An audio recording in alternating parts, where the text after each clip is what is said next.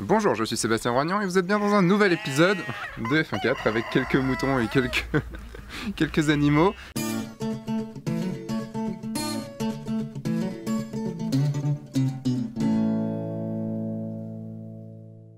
Donc aujourd'hui, je suis à Madère, donc sur l'île de Madère, à Ponta do Pargo. Je vais y arriver, à la Casas d'Alevadas. C'est un lieu en fait que j'ai connu il y a 1 an et demi, ça venait juste d'ouvrir.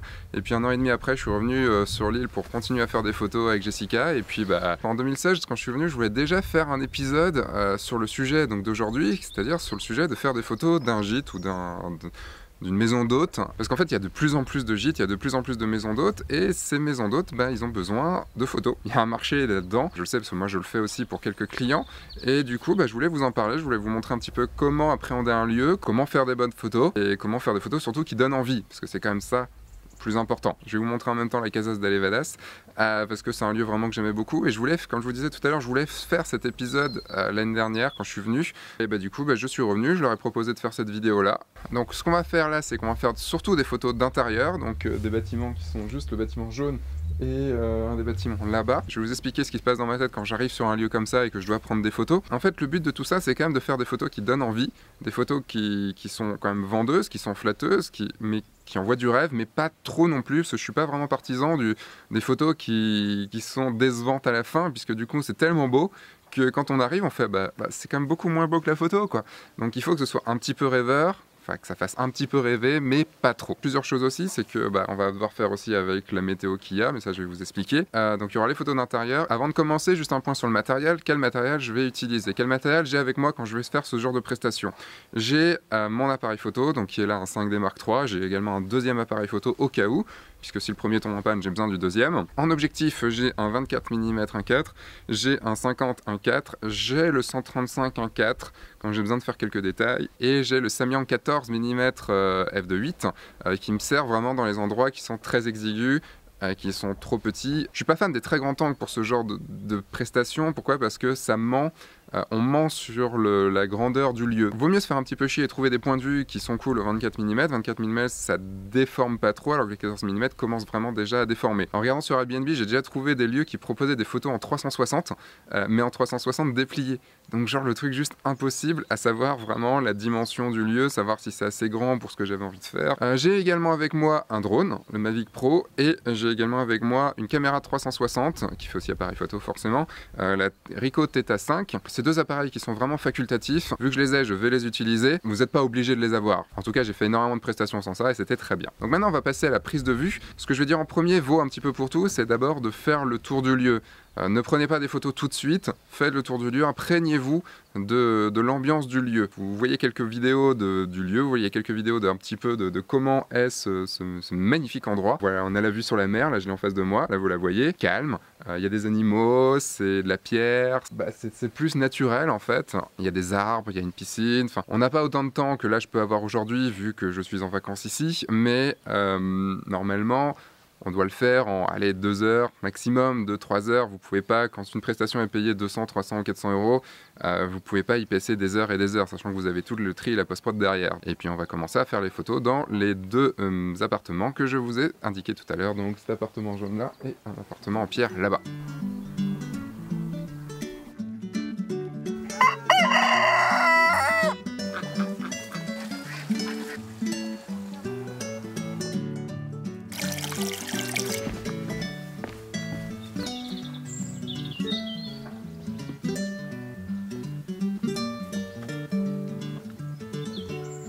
Comme je vous disais, la première chose à faire, c'est de s'imprégner du lieu et de le visiter, en fait, pour ça, tout simplement. Il faut vraiment le visiter, voir ce que ça donne, voir toutes les caractéristiques.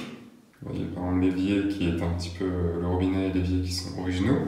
Voir assez vite ce qui va devoir être modifié, ce qui va devoir être bougé. Par exemple, là, les télécommandes ne sont pas forcément très bien alignées, donc on va peut-être les enlever plutôt. Là, vous voyez les cintres aussi, qui ne sont pas forcément des plus esthétiques. Le radiateur également. Le radiateur, je pense que je l'enlèverai du coup pour les photos. Et donc du coup, on a quand même une belle vue.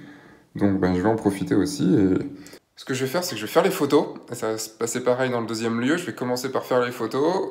en me filmant, et puis après je vous dirai un petit peu les points sur lesquels il a fallu que je fasse attention et tout. Donc, je passe d'abord au grand angle, ça me permet de voir un petit peu le lieu et de faire les photos vraiment. On va essayer d'avoir le plus de lumière possible. Alors les volets ne sont pas les plus pratiques possibles, mais on va commencer. Le lieu est petit, le lieu est assez petit là, donc je vais voir si le 24 mm peut fonctionner. Ce que j'aime beaucoup faire, c'est m'asseoir aussi là où les gens s'asserront, parce que c'est la vue qu'ils pourront avoir. Là j'ai le trépied dans la vue, hein, donc je vais éviter de faire des plans comme ça. Alors vous voyez, il y a des lieux comme ça qui ne sont pas faciles à prendre en photo, parce qu'il n'y a pas beaucoup de lumière à cet endroit-là. Et du coup, il va falloir faire des choix, parce que si j'ouvre la porte, le truc c'est que la porte va prendre comme la porte est très grande, du coup, elle va prendre un grand espace et je ne verrai plus le poêle. Là, il va falloir faire des choix. Et je pense que je vais plutôt faire des petits détails sur ce lieu-là. Plutôt que déjà, je vais allumer la lumière. Ça va permettre de mettre un petit peu plus de lumière quand même. On va faire en sorte de rendre ce lieu un petit peu... se rendre ce lieu en photo. Parce qu'en fait, en vrai, il est beau. Mais c'est juste que là, avec la lumière qu'il y a, c'est compliqué. Et surtout avec l'appareil photo. Donc, on va essayer. Je vais être obligé de laisser... Il faudrait que je puisse démonter le volet. Mais on va pas le faire. On va pas le faire.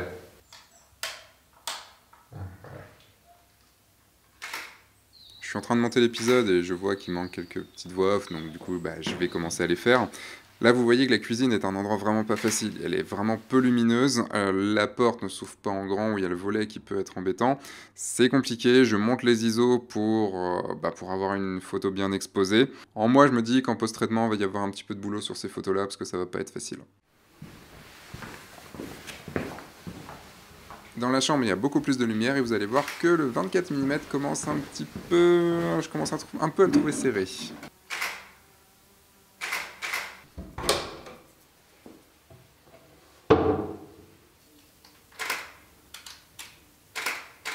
Là, je vois que mon 24 mm va pas du tout être utile. Je vais devoir passer au 14 mm parce que c'est vraiment...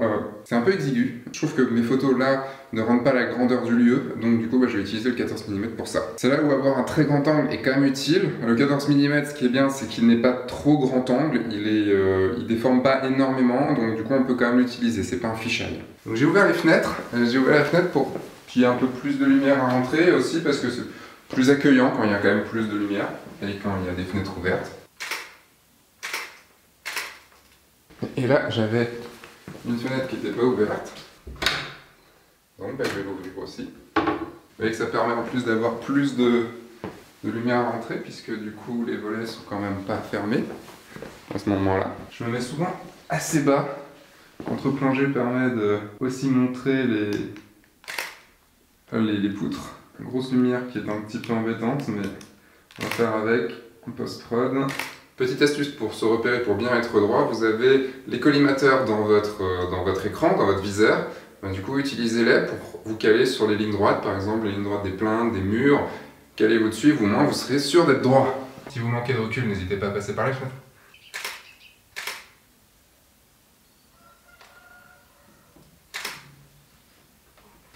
Et bien sûr, ne pas oublier la salle de bain, elle n'est pas très grande, donc pas forcément évident de faire des photos qui soient, on va dire, qui donnent envie. Des fois, il faut se mettre vraiment, dans un coin, donc dans la douche, accroupi, pour essayer de faire la photo qu'on veut. Et du coup, maintenant, on va s'occuper de l'extérieur. C'est pas la meilleure heure de la journée. Une astuce, c'est de faire le chemin que prend la personne qui arrive, donc du coup, sur le lieu, ça peut être vous, hein, donc, et de voir comment ça se présente, quelles sont les vues emblématiques. Et là, on a une vue vraiment emblématique ici. Je vais la prendre en photo.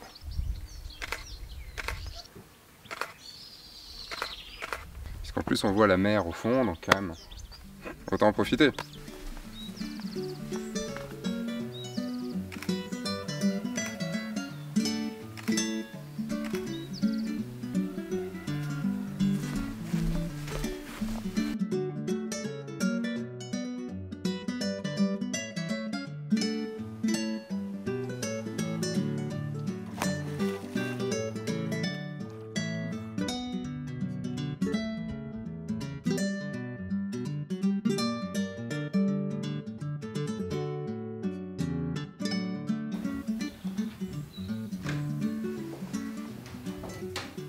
chose ultra importante quand vous arrivez dans un lieu comme celui-là et que vous devez prendre en photo, c'est vraiment s'imprégner du lieu. Là, dans un lieu qui est dans des matières assez brutes, qui est proche de la nature, qui est avec vue sur la mer, une belle piscine, des animaux, du bois partout. Et il y a ça qu'il faut vraiment prendre en compte. Et du coup, le style de mes photos va être influencé par le style de ce lieu. Si je commence à faire des photos qui sont avec plein de choses ultra fouillis et tout, bah ça va pas être l'esprit du lieu. Si on était par exemple dans un lieu qui était aux années 70 avec plein d'objets partout et tout, ça pourrait le faire. Ça serait quelque chose, je m'adapterais à ça. Ici nous sommes dans le deuxième lieu, dans le deuxième appartement. Enfin c'est un appartement qui est plus grand que le premier, donc du coup va me permettre de faire des photos un petit peu plus travaillées. Le premier était assez peu lumineux, le deuxième l'est beaucoup plus, même si on est en matin.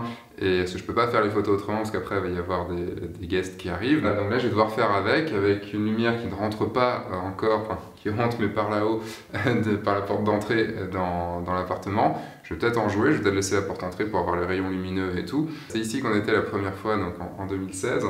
Et le lieu a un tout petit peu changé, et il y a un peu plus de choses et tout, donc c'est plutôt chouette, et il y a un escalier que j'adore et tout, donc pareil que pour tout à l'heure, je vais faire mes photos, vous allez me voir un petit peu faire les photos, et puis après je vous raconterai aussi quelques petites choses sur ce lieu-ci.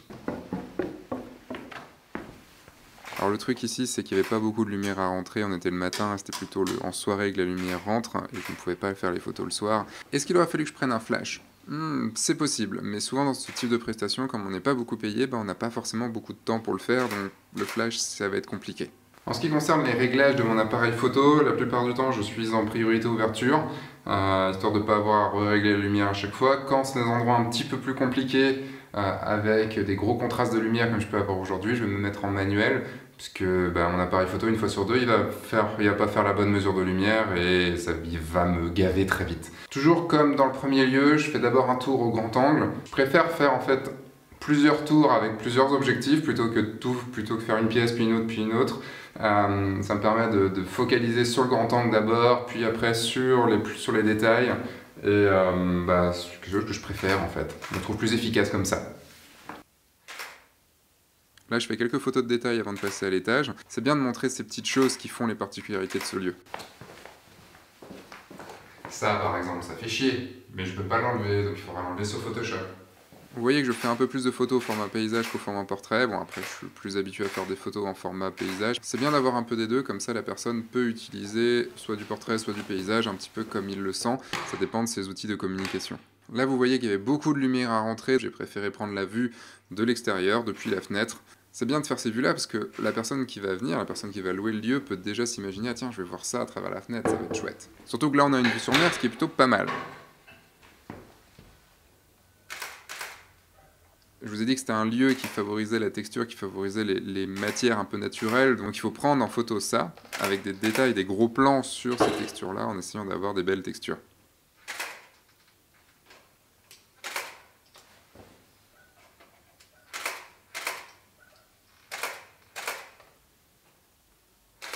Et là, je me dis que je vais faire un dernier passage en bas pour faire les photos que j'ai pu oublier avant.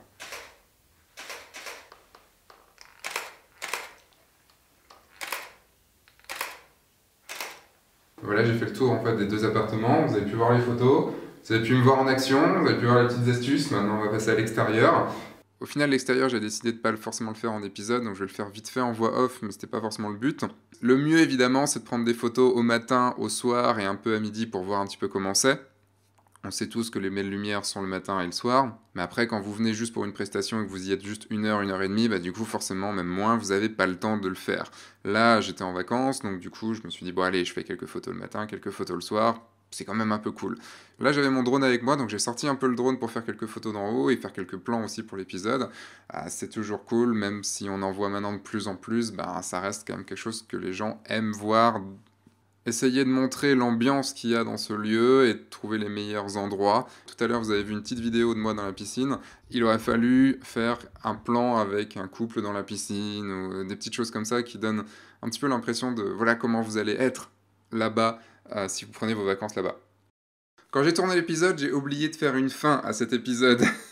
Il m'a pris assez longtemps à tourner et assez longtemps à monter aussi, et je me suis dit, mais il n'y a pas de fin cet épisode. Et donc retour ici à Lyon, hein, dans mon bureau, pour pouvoir faire la fin de cet épisode. Tout d'abord, je voulais dire un grand merci à la Casas d'Alevada qui nous a accueillis pour nos deuxièmes vacances là-bas. Alors juste pour que les choses soient totalement claires, cet épisode n'est pas du tout sponsorisé par Casas d'Alevada.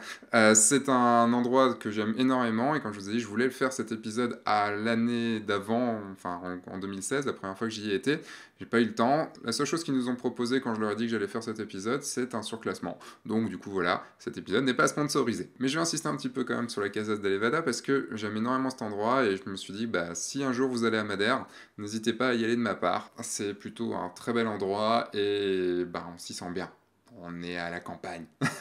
Bon, il y a un petit peu les bruits des animaux et tout le matin, mais c'est plutôt cool. Je vous mets de toute façon les liens dans la description. Que vous dire de plus? Oui, si vous voulez venir me voir, il y a les futurs workshops. Alors j'ai mis les workshops que je connais juste là. Il y en aura sûrement d'autres, enfin il y en aura d'autres, mais je les connais pas encore. Ça dépend quand vous voyez cet épisode. Vous avez aussi toutes les grosses formations, les formations vidéo, les formations payantes que vous pouvez retrouver en cliquant dans les liens juste dans la description ou en cliquant par ici normalement. N'hésitez pas à me dire dans les commentaires si vous avez aimé cet épisode et quelles sont vos astuces si vous faites ce genre de photos, quelles sont vos astuces à vous pour partager nos savoirs. Et bah du coup, moi je vous dis à dimanche prochain. Entre-temps, sortez, faites des photos, mettez un like à cet épisode et surtout amusez-vous. Voilà, je m'y perds du coup quand je rajoute quelque chose. Salut!